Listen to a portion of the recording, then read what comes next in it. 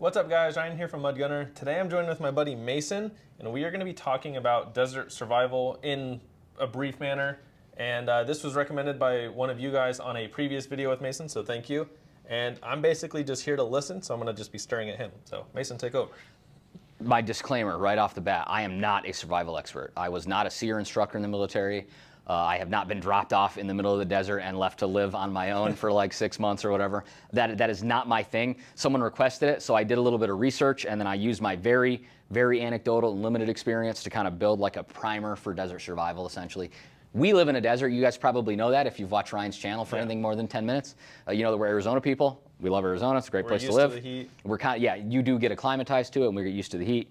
I'm just going to kind of try and give you guys like some very basics you can start off. The nice thing is there are very specific things when it comes to desert survival, but at the same time, there's a lot of generalizations you can make for any survival situation.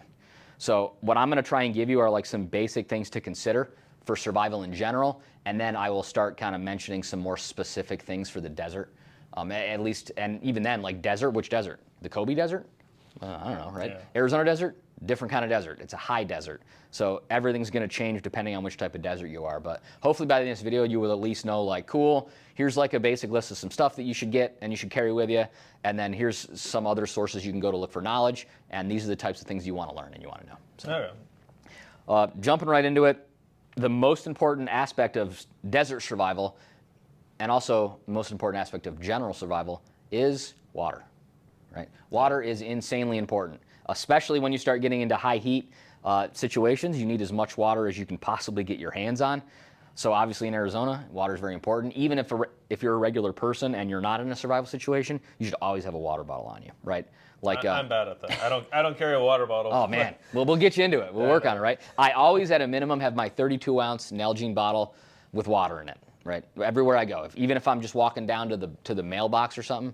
I just made that up. I don't care if I go to the mailbox, but if I'm driving anywhere, if I'm going anywhere further than like a mile away from my house, I have a water bottle with me, right? Always some kind of water bottle. Very important, because what you bring with you and what you have on you is usually what you have in a survival situation. True. You're not generally going to be like, man, I just can't wait to go out into the desert and do this survival situation. Like usually survival situations happen because things went horribly wrong. Yeah. In wrong place, wrong time, something bad happened, and now you are stuck in that situation without wanting to be in that situation in the first place. Off the top of my head, I could think of, I drive to California or Vegas. Oh, dude, there's stretches of that road in between there where there's nothing. And I've done it in the middle of the night because it's less traffic, but if you get stuck in the middle of the night, that would suck. Yeah, it's even if you still have service, which you don't most of the time, it's going to be like an hour, 2 hours potentially before California Highway Patrol or Arizona DPS shows up and can help you out. So it's going to take a while, right? And also, cops aren't always equipped for helping you in a survival situation. That's not their job. Yeah. Their job is to enforce laws and stuff, not to save people that are stranded on the side of the road. So they're probably going to have to send fire and medical, and it's going to take even longer for them to get out there because they're even further away when you get out into those middle of nowhere kind of areas. So this belt that I have here, I kind of had something similar featured in another video that we did about kit and stuff. Yeah, we did gear loadout video. Because that's kind of my thing. This is like a slightly, I guess, lighter setup that you could say. But the nice thing about the belt kit is it's set up for fighting and survival. I'm not going to spend the video talking about this whole kit because that's not the purpose of it. But from a survival standpoint, I have stuff on this belt that are minimums that I would take with me anywhere I go, right? So on my belt, at a minimum, I have two 32-ounce Nalgene bottles, right? Or two 1 liter, roughly, I'm not good at conversions, Nalgene bottles. I actually asked specifically a friend of mine before I came here who is a wildland firefighter in Arizona, my friend George, so thank you, George. Thank you, George. He just got done with a season here in Arizona. He's done another season previously before that. They travel all over the country to do this kind of stuff, but you know, the region that you're in, you're gonna do a lot of firefighting in. And so their SOP, or standard operating procedure, is that at a minimum, they have to carry 6 liters of water with them. That's a lot. To go on a fire. That's per person, 6 liters minimum. And he mentioned to me that most of the guys in his crew plus up that, right? So most of the guys are carrying like 8 liters of water potentially. There's one, he said it very anecdotal, of course. There's one dude on his team who carries 4 liters of water, and for some reason he's like a camel. Like it's just how his body is organized. That's why I don't bring water. There are people that are like that though, that are a little more predisposed to using less water, but just understand, like, it's safer to carry more. It is better to have more water, right? But at a minimum, they're carrying like 6 liters of water around with them, right? there's different ways you can carry it, of course. I mentioned, just in case you haven't seen one, this is a 32-ounce Nalgene bottle. They're great because it's like BPA free, and even in the heat and stuff, the plastic's not going to get into the water, so that's nice. Obviously, there's 100 different ways you can carry water. There's military canteens, which are also plastic, if we're talking about American ones. I put a little duct tape on here just as an extra, survival kind of thing, because you can never have enough duct tape. One disadvantage to these, though, is that they are not temperature controlled. So if it's hot outside, your water's hot. And your car during summer gets 150 plus degrees. Absolutely. You can literally cook things inside your car. Like you can bake cookies in your car here. So what I like to do, and what I just actually started doing, is I have 32-ounce void bottles, hydro flask kind of things, because the water you put in there will stay whatever temperature you put it in there. So they're a little heavier, but they're the same size as these. The nice thing is, of course, if I'm going out on a hike, or if I'm taking them long term, like across California or whatever, to go visit a friend or something, I can fill them up with ice water before I leave, and they will still be ice water when I get there 5 hours later, because they just hold their temperature. And you so figure that's you can a nice have thing. more weight, because chances are you're not going too far away from your car. Yeah, and especially if it's in like a driving situation, right? It's only tourists that tend to walk without water here in Arizona during summer. Yeah. Oh, Grand Canyon stuff, you'll see it all the time, and people have no water, and they're at high elevation. So yeah, these are great for that thing. The void bottles are good too.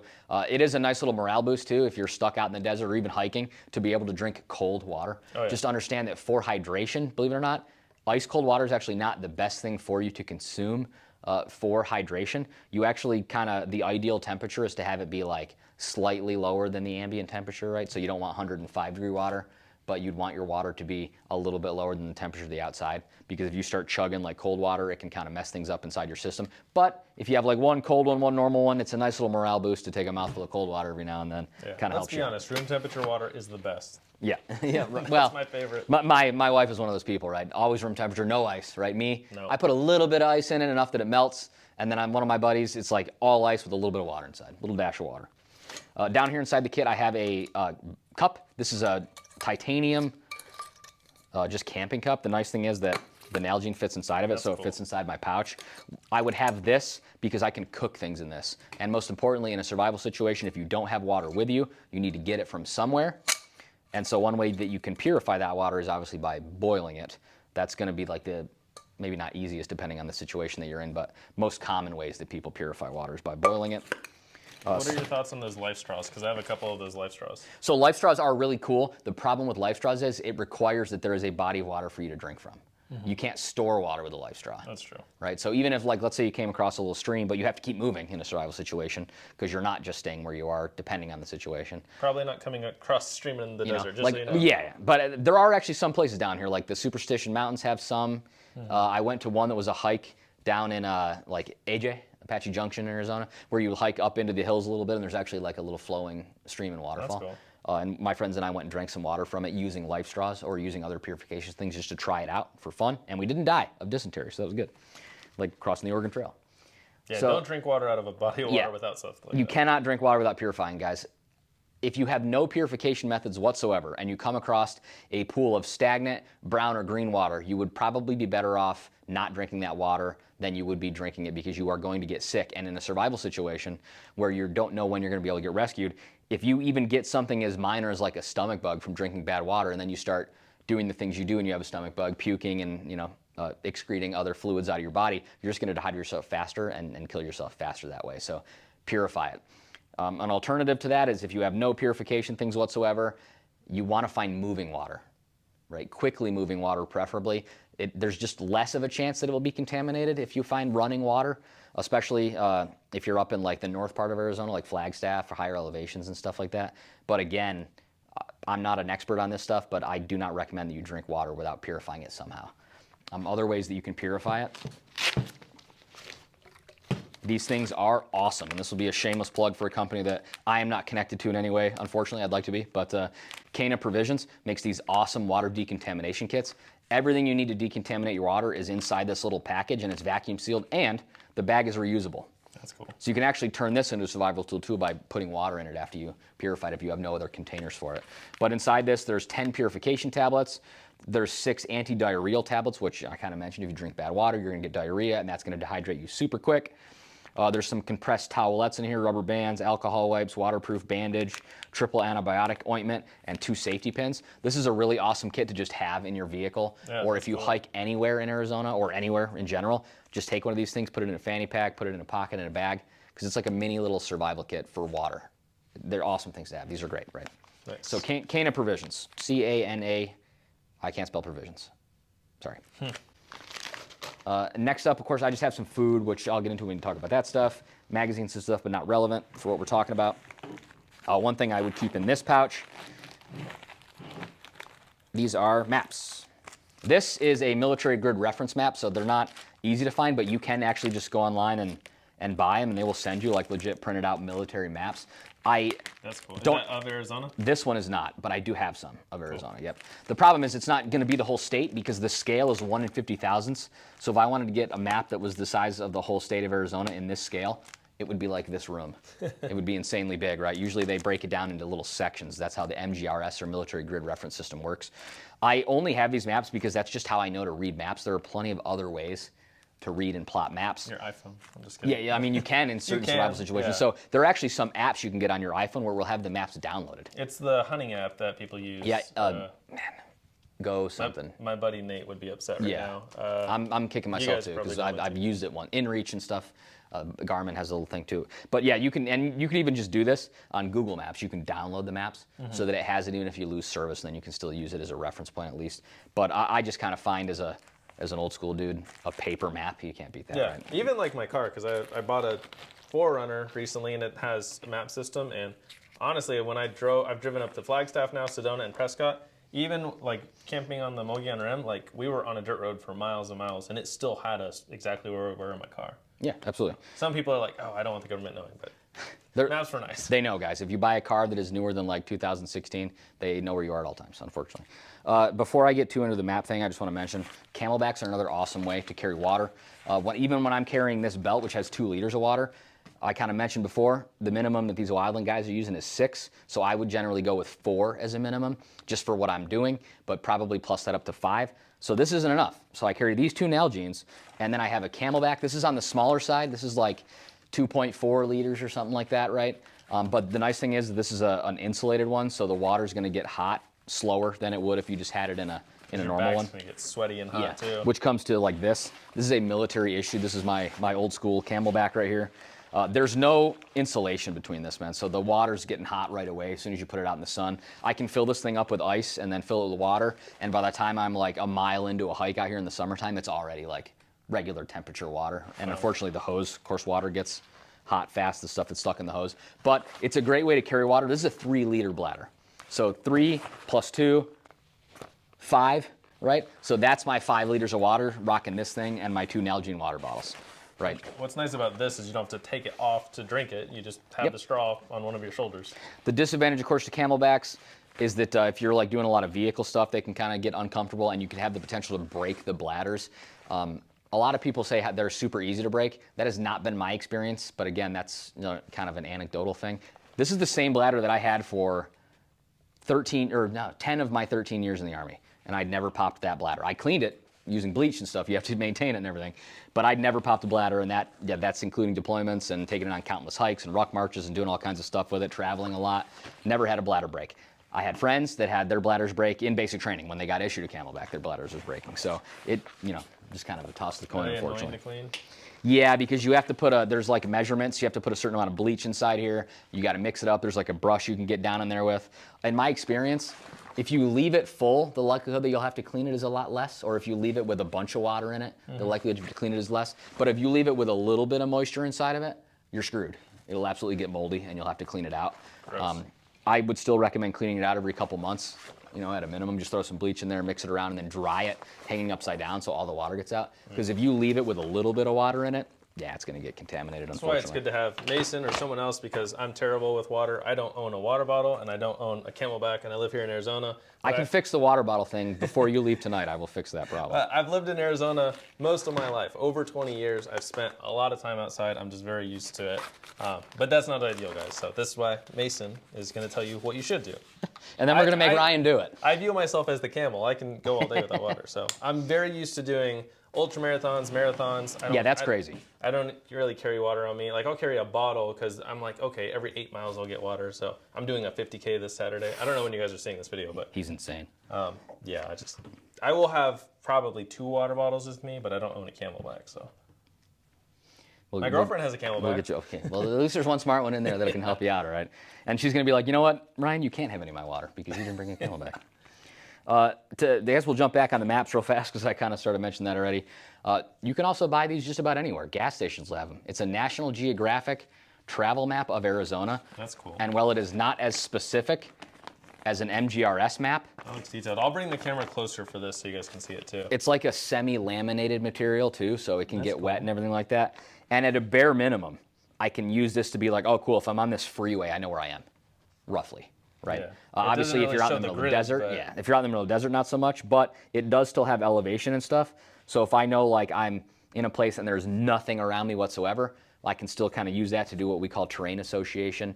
Also, if there's like a giant mountain, I can be like, cool, well, I know I was here before and I walked west or westerly direction or whatever, and there's now a giant mountain, so it's probably this giant mountain or whatever. So it'll at least get you where you need to go. So these things are awesome, guys. They're like a couple bucks. So you should definitely buy one, throw it in your car. As kind of an experiment on my own, my dad and I did a road trip across the United States, and I wanted to do it without using the GPS. So we literally just took one of these maps of the United States, a travel map, and we successfully made it from Arizona to New York without getting lost more than 2 or 3 times. That's cool. So it worked out really I don't good. want to drive that far, but that's cool. No, neither do I. It was an entertaining thing to do for a while, but I'm going to fold this up not on camera because that's like impossible to do. Yeah. So we'll fix that later. So there's maps. Kind of sticking with the paperwork thing. This is a really cool map that I just found, and for the life of me, I cannot remember the company of it. It's like Tactical Forge. He has an Instagram account. He puts out a lot of good information about like military small unit tactics and stuff. And when I was looking that up for a different reason, I found out he makes these reference cards, and he has a survival one. That's cool. So this is just a couple pages. It's like $5 or $10, something like that. But there's like a general survival guides, common emotions of survival, attitudes to have, objectives of survival, survival kits and basic contents, clothing and how it works to maintain your temperature in various environments, vegetation and stuff, how to conserve your body heat.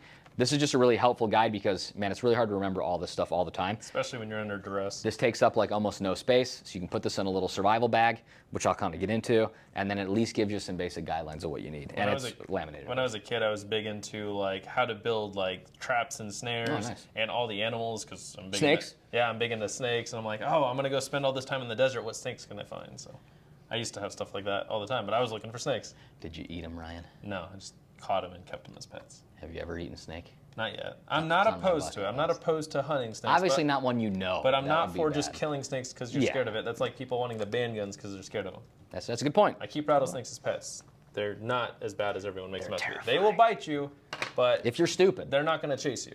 Yeah. I hate hearing that story. Yeah, they're usually anecdotal. That's one thing about survival, though. Ideally, know what is in your general area. So Yes, you don't which we get will bit by a absolutely snake. talk about a little bit at the end. For sure, because I looked up plants and stuff actually pretty recently. I A don't friend know and shit I were about talking plants, about it yeah. independently of this, and we're like, what kind of plants should we have? I'm going to make one of these, like laminated lists of plants in Arizona that are edible or medicinal or both. Gloves, you should always have some gloves in a basic survival kit. Obviously, that's nothing crazy there. Now we kind of get into a little bit more of the survival specific stuff that's not just kind of like your average everyday stuff. So one, I just brought this to show you, fire starters. In a survival kit, you should have some kind of fire starter. These are cool because they're just like these little blocks, and you can break them apart into little squares, and you can put these in your kit. You'll still need some kind of method to make the fire, which I have in the kits, but this will make it a lot easier for you to start larger fires. And as we kind of talked about with water, fire will be important for purifying water if you have no other option for you to do it. There's a lot of cool survival shows that you can watch all these things happen, like Bear Grylls drinking his own urine and stuff like that. I love that. I don't story, recommend that, yeah, but no, I don't want to do that. but if you can boil water and stuff, you can avoid having to drink your own pee. So it's a great thing for me, I right? hope I'm never to that point. Yeah, I might just die. Who knows? So that's like a basic little fire starter thing that you can put in your kits. Now, part of that, of course, is going to be methods to actually start the fire, because those don't make fire. Everyone always has these really cool, this is kind of controversial opinion, right? Everyone has these super cool and dynamic, like ferro rods that start fires and do all this crazy stuff and everything. And it's really cool and they're awesome.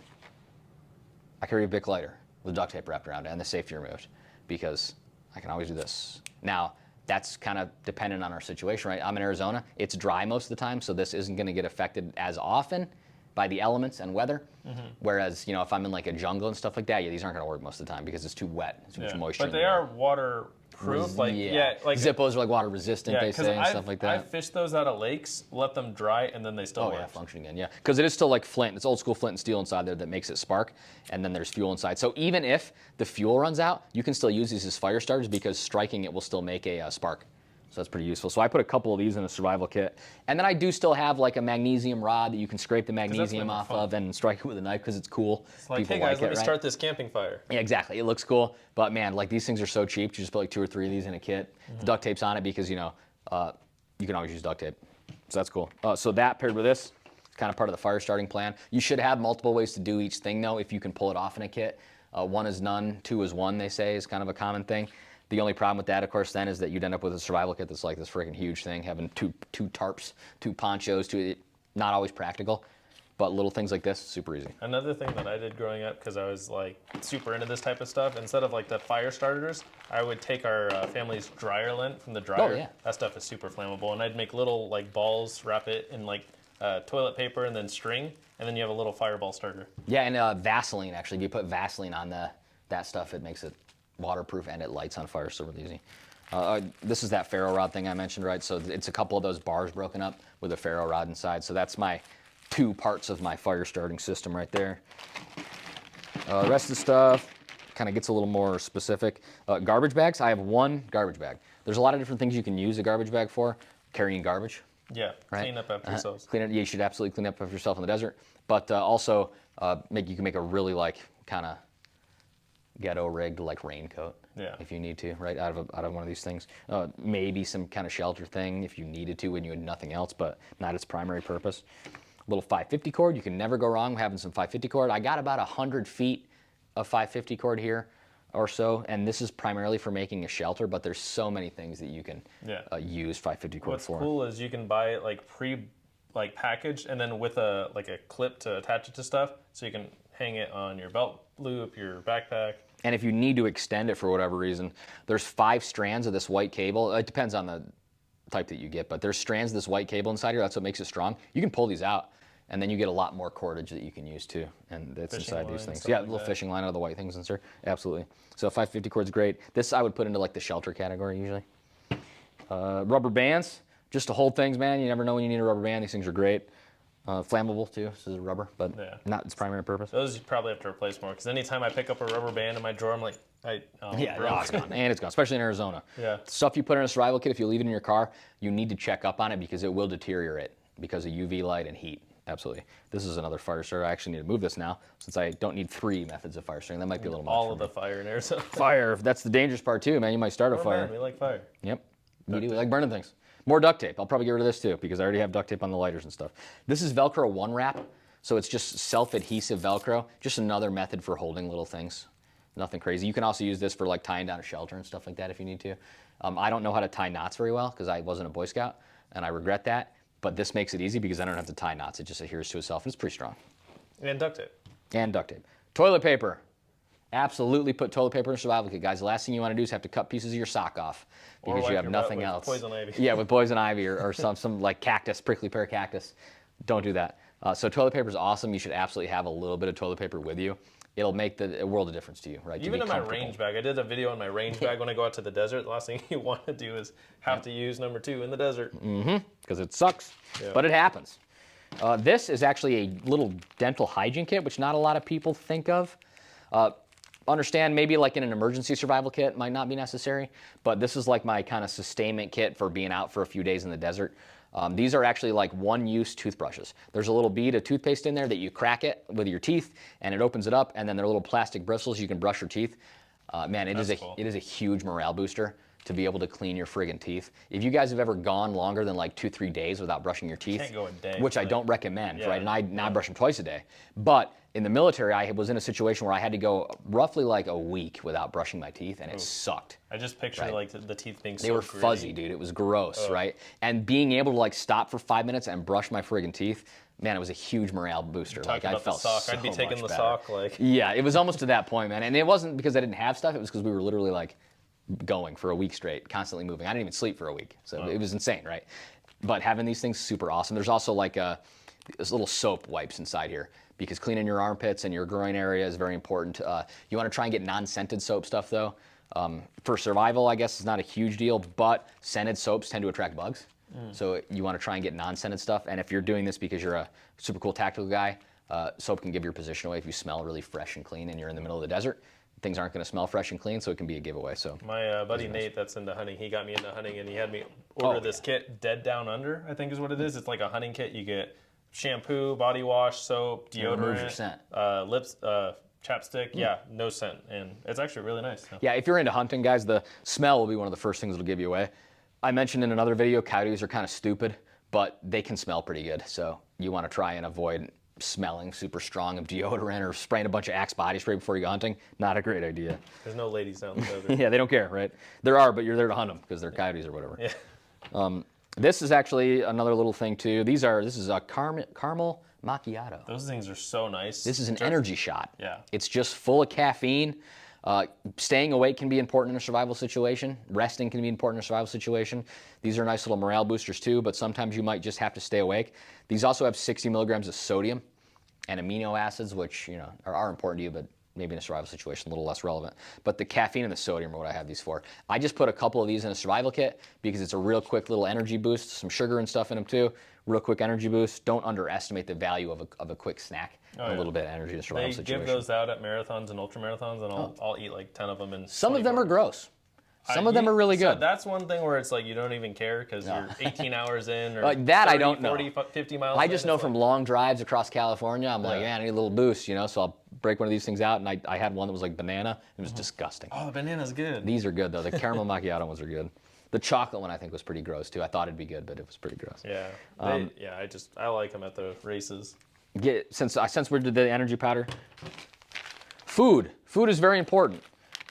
I like food. I'm sure you like food. I'm sure you like food, right? Food in a survival situation is very important. This little bag right here, it's kind of on the heavy side because it's dense, but in an emergency situation, I can stretch this out for about 2 days, maybe 3 days if I really stretch it out, just on this little packet of food. Now, I use military MREs because I have a ton of them. They're good. They're heavier, so they take up more space. A lot of people like to default to the freeze-dried stuff. The disadvantage to that is, what does it require for you to make it? Water. Water. And if you're in a survival situation in Arizona, chances are you're not going to have access to a lot of water. You can eat them dry. They don't taste particularly good dry, but you also don't get all the same nutrients and stuff like that. Your body doesn't absorb it the same way. So I think they're good to have, but that shouldn't be your primary method of survival food. For me, I like the MRE stuff because you can heat it up if you want it to taste good, or you can eat it cold and it may not taste the best or have the best texture, but you're still getting all the same nutrients and stuff that you would normally get. One of my favorite ones is cold clam chowder out of the can. You just get, it's so good. You just bring a bunch of cans. It weighs a lot more than this. I'm learning a lot about you doing these videos, Ryan. I like clam chowder. I don't think I can eat it cold. Cold is fine. Chef Boyardee is a big one, though. Ravioli. I had a soldier once. I don't want to bore people with these stories once, but we were going to do this field problem where we were going to be out for 2 weeks with no real food, only MREs, and maybe a hot, heated up ration for a couple days. And so he literally brought an entire assault pack, which was like a backpack about this big, full of Chef Boyardee. And I didn't find out about it till we were out there. And he's like, I'm never eating an MRE, Sergeant. All I'm going to do is eat these Chef Boyardee things. And I was like, dude, that backpack weighs 20 pounds. That's like food product. So he carried that thing around with him for 2 weeks. And the only thing I ever saw this kid eat was some beef jerky and Chef Boyardee. Cold, never hot. I'm not in a position to make jokes about military. You can. I wasn't in. I give you my permission. That sounds like the Kren Eater type thing. Yeah, right. Well, he was a young kid too.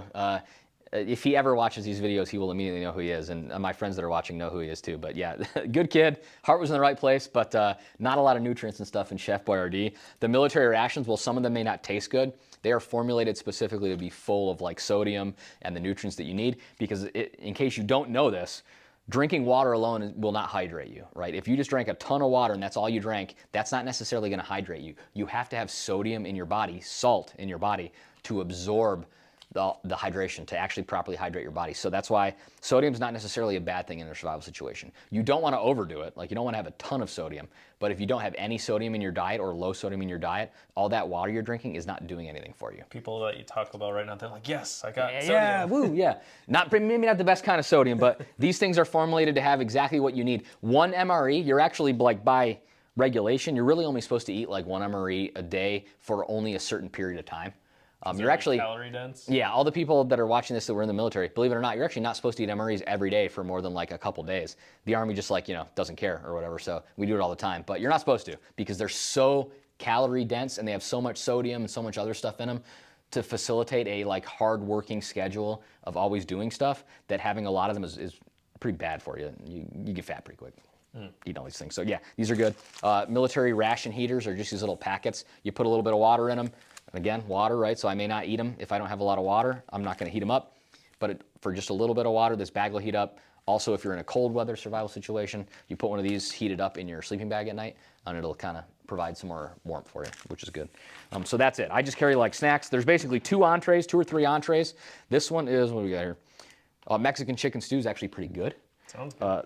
So there's like 2 or 3 entrees in here, and then there's like 2 or 3 snacks. There's some tortillas in here and a spoon, because, like, man, it sucks eating these things without a spoon. I always carry my tactical dynamic survival spoon with me, right? There's always an MRE spoon with me. I got the K-Bar spork. Hey, those are sweet. That's like, you'll see in a lot of military videos and stuff from combat footage on YouTube that dudes will have like one of these stuck in their vest. It's a good idea to have one of these things with you, right? It's a good little bump. So, all right, that's food. Now, I'm going to sort of circle back to water pretty briefly, kind of. It's really more the hydration thing. We're in the desert.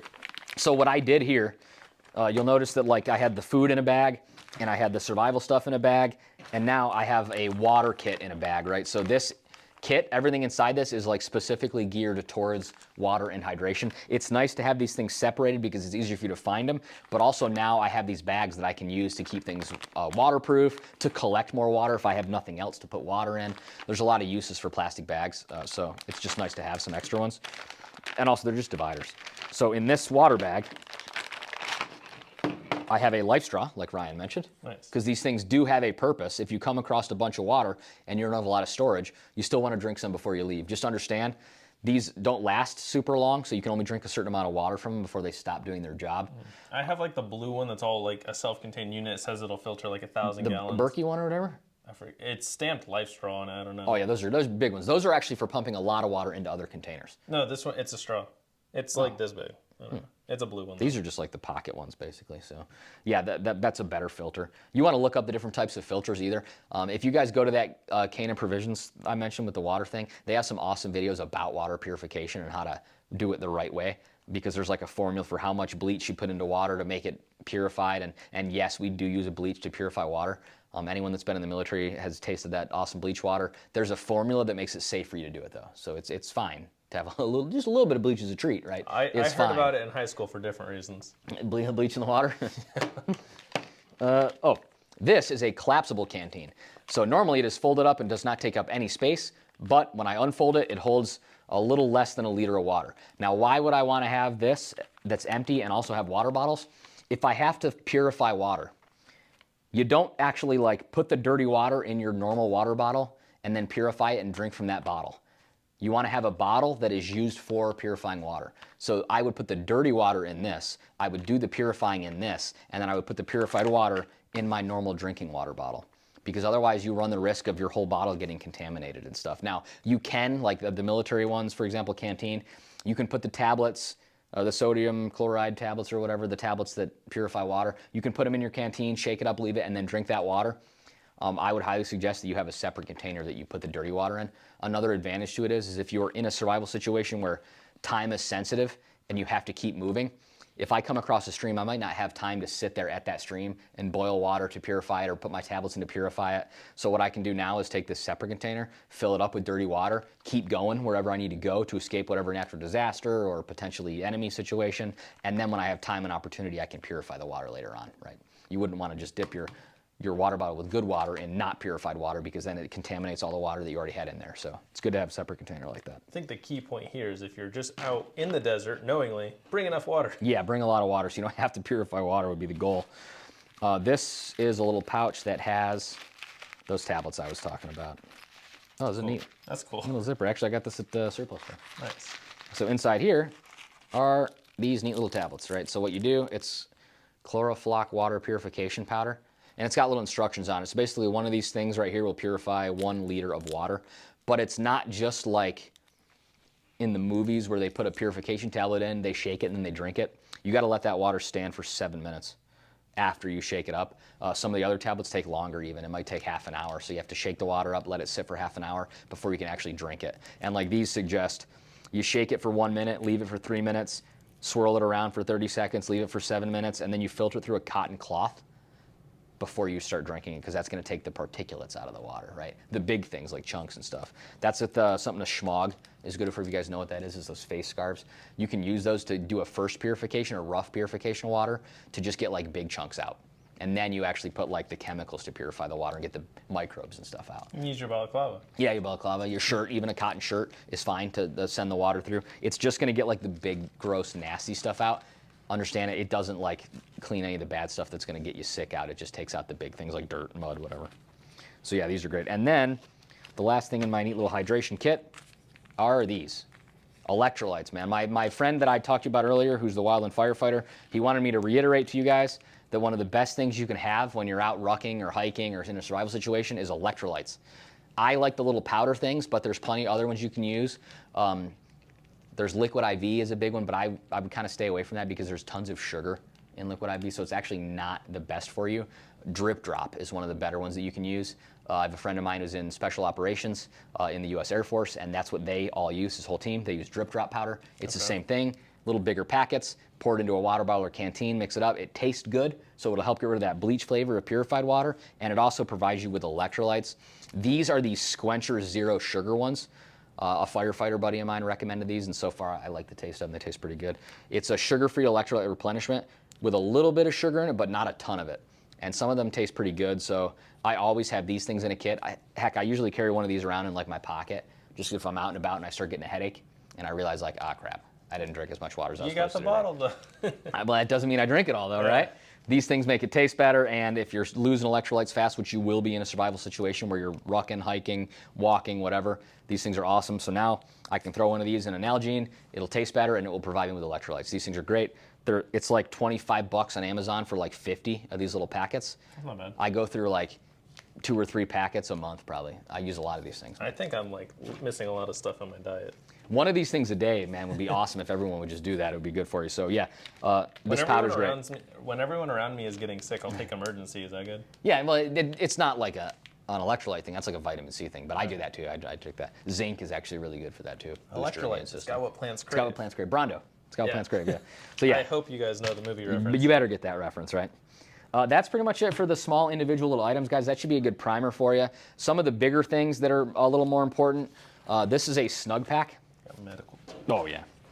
This is a snug pack. It's a sleeping bag / whoopie. If you guys know what a whoopie is, it's a poncho liner, is a technical term. It's just like a down blanket, basically, that you can wrap yourself in that traps heat. They're super awesome, some of the most comfortable things ever. Probably the greatest military invention ever for the whoopie. I'd Probably say. helps against bugs too. You know, fight me if you don't agree with me. But they're great things. But the nice thing about the Jungle Pack Snug Pack, the Snug Pack Jungle Bag, sorry, is that it's a whoopie and a sleeping bag. It actually zips up to be a complete sleeping bag. This is the Jungle version, so it's made for warmer temperatures. This thing's great for the desert in the summer because it does still get cool in the desert at night, especially when you're out away from concrete and asphalt that absorbs heat during the day. But this thing will keep you alive. You may not be the most comfortable if it drops a little low, but there's like a rating for temperature on it and stuff, so you can look that up. If you're in cold, obviously, you need more than this. But these things are great because it folds up really small. I could actually put this in this butt pouch I have on my that's belt tiny. if I needed to. And it doesn't weigh that much. Yeah, and Weighs there's less than water. there's like mosquito netting built in too, so you can zip it up all the way and still Yeah. breathe, but bugs won't get on you because getting bugs on you sucks, especially in the desert. There's a lot of huge bugs. I don't know if you know this even or up in the not. woods. We went to IDARM a couple months ago, 4th of July matchup in Flagstaff. I just slept on the ground in a sleeping bag, and I had like moths and ants crawling on my face all night. So It's fun stuff. great. Bug nets are great. Bug repellent is a good thing to put in any kid. Just about any environment you find yourself in, it's good to have bug repellent, especially when you start getting into swamps or in the south. There's a lot of that kind of stuff. Mosquitoes are big. We don't really have a ton of mosquitoes here. Up in Flag, they do, though, in certain It seasons. doesn't rain enough. Yeah, exactly. There's not enough Or standing it water. evaporates for them, too fast. We just hit, 113 days in a row of over 100-degree weather? Yeah, we just finally broke it, I think, Yeah. like yesterday or something like that. With 90-degree weather. And it was 100 today. It was beautiful. 100 is beautiful in Arizona. Yeah. Yeah, so it's important to have that for sleeping. And then for shelter, this is just a simple poncho. I'm not going to unfold it all the way, but this is an Austrian Army military surplus poncho. Military surplus is great for this kind of stuff, guys, because it's usually pretty durable. We could do a whole video on that because obviously, like, just because the military has it doesn't mean it's good. Ask me how I know. But like mil-spec's the lowest standard that the government will accept for things, so it's actually not like a good thing to be like, my rifle's totally mil-spec. My gun is mil-spec. That's not good, man. Not a great thing.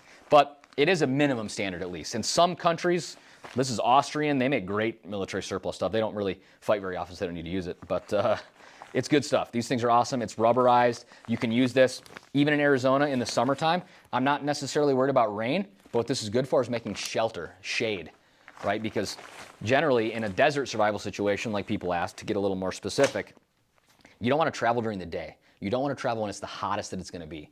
So during the day, I would set that up between some like bushes or something, or an overhang, or anywhere I can make it work.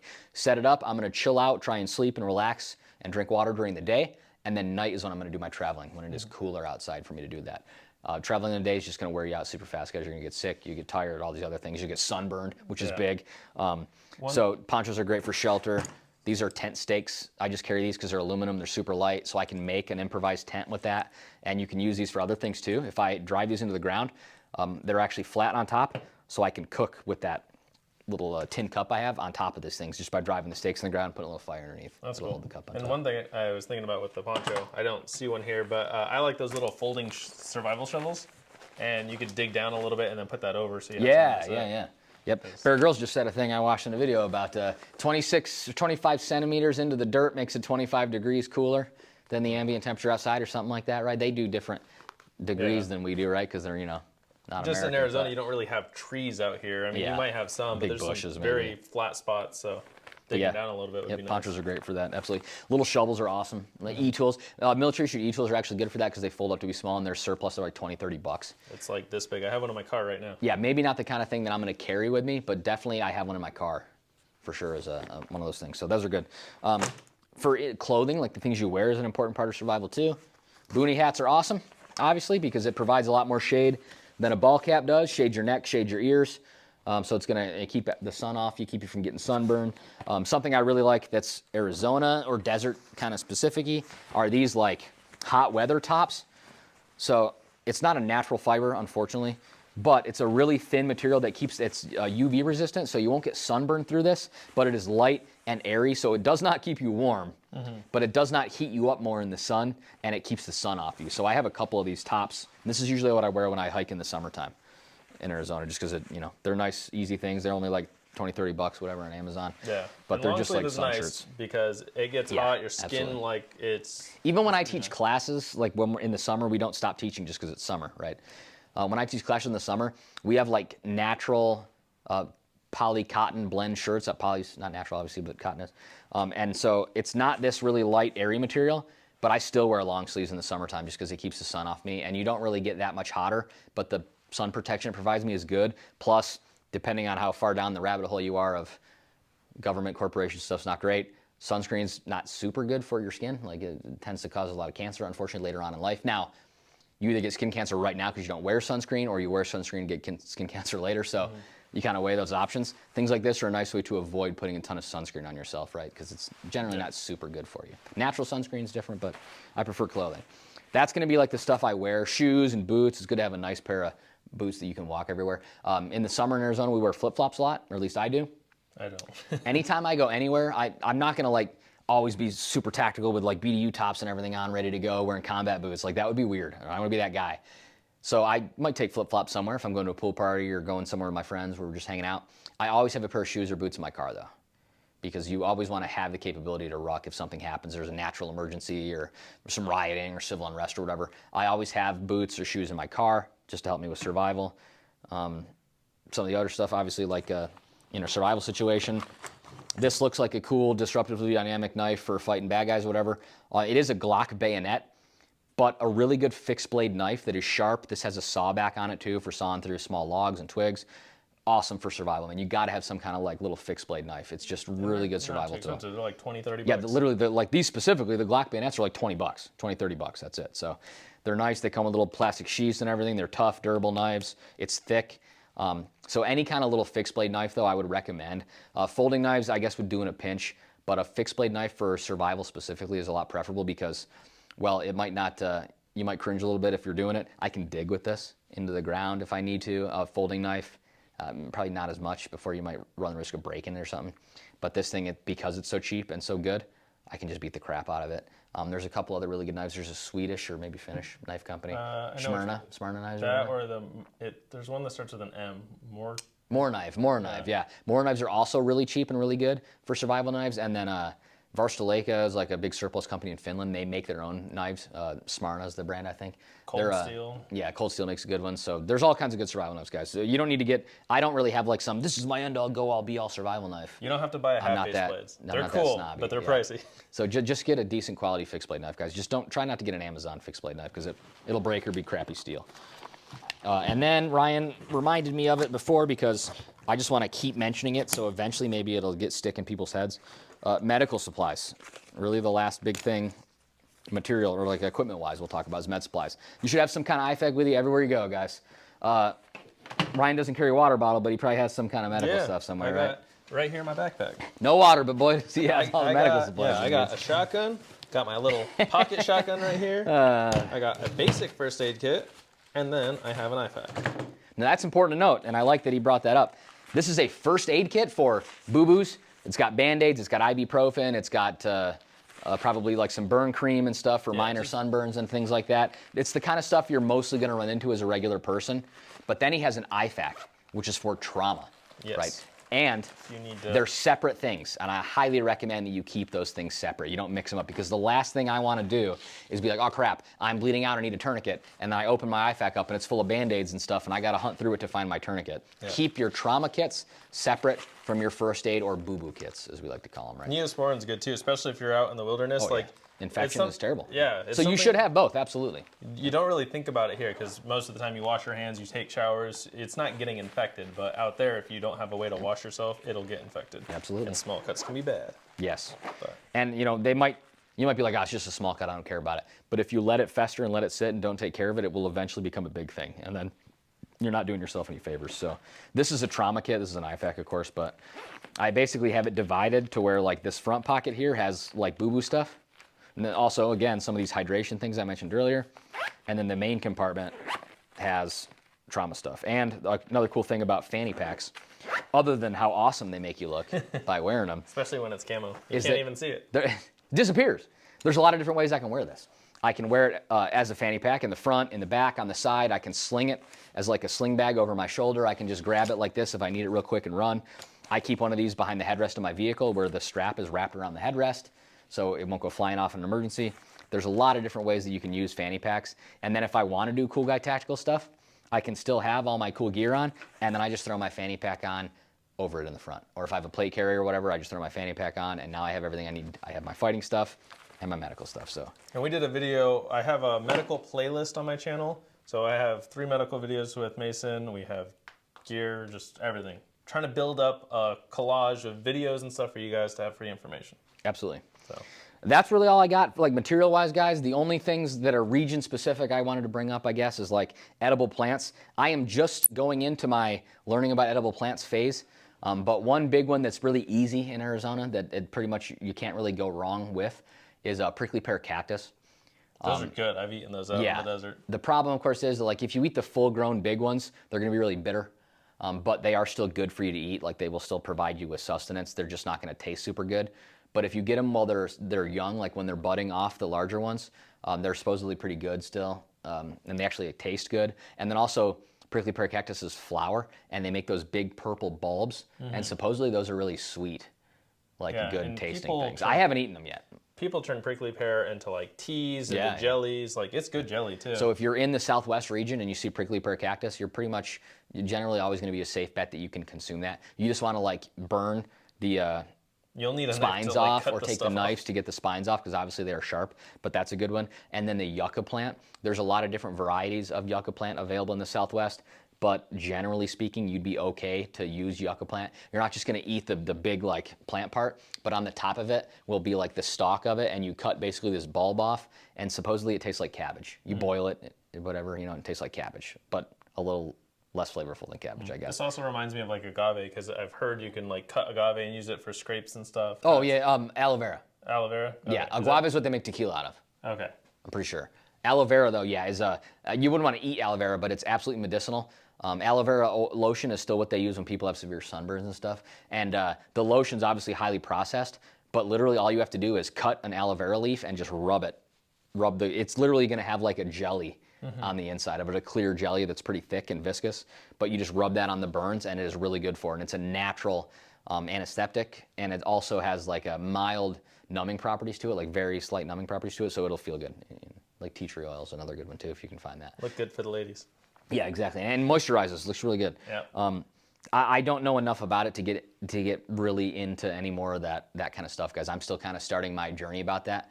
Just understand, if you take anything away from this, it's water. Don't get in a survival situation in the first place, but if you do, water in Arizona is going to be the most important thing. Food, a lot of people get hung up on that. Notice I have like 3 days of food here, and I said it's good, it is a morale booster. Just understand that the human body is a pretty amazing machine, and you can go like a month without eating. It is not going to be comfortable for you, and you are not going to be functioning at the same level that you'd be functioning if you were getting regular meals. But the survival priorities, water absolutely comes before food. Shelter and water would be bigger priorities for me than food. After it's been like a day or two, then I'm going to start worrying about food. But the number one priority is getting water and finding shelter here, especially in Arizona in the sun and stuff like that. So. On a side note, this is just something I thought about, because you talked about not being able to eat for a month. It's actually crazy. You can go a while without food. The furthest I've pushed it so far is 4 days. Now that's still with drinking water, but I challenge you guys to try fasting. I know it sounds weird. Honestly, I'd say the first 24 to 48 hours are hard, but then day 3, day 4, it's actually not bad. You can go further. A lot of people have talked about this, but yeah, I mean, I've done like 2 days, not on purpose. Yeah. But I've been like 2 days without eating, and it wasn't great. It's interesting. You feel better. I lose weight. Like anytime I feel like, oh, I gained 10 pounds, I just will go a couple days without eating a couple times in a row. And yeah, I mean, it is nice, like especially while we're still in the first world situation, where everything's running and things are going the way it is, to kind of put yourselves in these situations where your life's actually not on the line, but so that you can experience those things, right? do hard things. Yeah, do hard things. So like, I'm not going to do a 50-mile thing like Ryan only is, 50 right? Ks, 31 But go a day without eating and just see how you feel from doing that. And because obviously it's an easy fix. If you can't do it, you just eat food, right? But it would be better for you to have experienced that when everything is okay and it's an easy fix than for the first time you ever experience that to be under a real legit high stress situation. There's a lot of different things that applies for. Like, man, this is a super controversial thing, but shooting.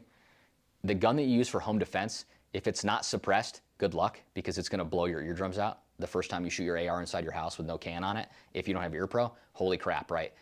I would never recommend that you destroy your ears, but if you think that you're going to use your AR inside your house for home defense and it's not suppressed or doesn't have like a blast forward device or something like that, shoot it without ear pro and see how that works out for you. I've shot without it on accident at times where I've had guns go off next to me. It sucks. Yeah. At IDARM, I had it happen to me, an AK. Went off like right next to my ear when I was ROing because I like forgot to put a thing down, and I couldn't hear out of that ear for a little while. I already have a lot of hearing damage already anyway, so for me it's like, whatever. But it sucks, guys. So it just a little. My kryptonite is no caffeine for a day. I have major headaches. Yeah, same. I can go 1 day without it, but if I try and go 2 without caffeine, crazy headache, right? Yeah. So I mean, weaning yourself off caffeine might be a good idea too, because in a survival situation, unless you bring like 50 of these bad boys, you're not going to get that caffeine fix. So just things to think about, guys. Cool. If you have questions about this stuff that we've talked about, obviously leave them in the comments, and Ryan will answer them, or I'm going to try and get on and answer your questions myself too. He's the encyclopedia. And obviously there's so many different ways to take this, so you could talk about everything. I don't have a YouTube channel or anything like that, so it'll just be like my whatever private YouTube account answering the questions for you. But yeah, maybe someday, who knows. But yeah, if you want to see other videos and stuff too, especially related to this, let me know. I freely admit at the beginning that I'm not an expert on this. I know experts though. So if you have like some really specific questions, I can get the answer for you. And then maybe potentially in the future, I can have some of my friends that actually like do survival stuff professionally on to talk about that kind of stuff if it's something you guys are interested in. I know everyone likes the gun stuff because it's cool and sexy, but fighting and being a responsible American citizen, more practical in a lot of ways. guns are like this much of that, and then like this is everything else, right? Even in gunfights, shooting is only this much of a gunfight. This is everything else that goes into it. And it's the same thing with survival. It's the same thing with being a responsible American citizen. There is so much, the term jack of all trades, master of none, there's more to that expression, but it would be better that you have a surface knowledge of like all of the stuff than that you're like really good at one thing but know nothing about any of the other stuff, right? Experts are for insects. That's what they say, I think. That's a common expression. That one I don't know. Like only in the animal kingdom, only like insects have one task that they are super good at, and that's it. But they don't do anything else, right?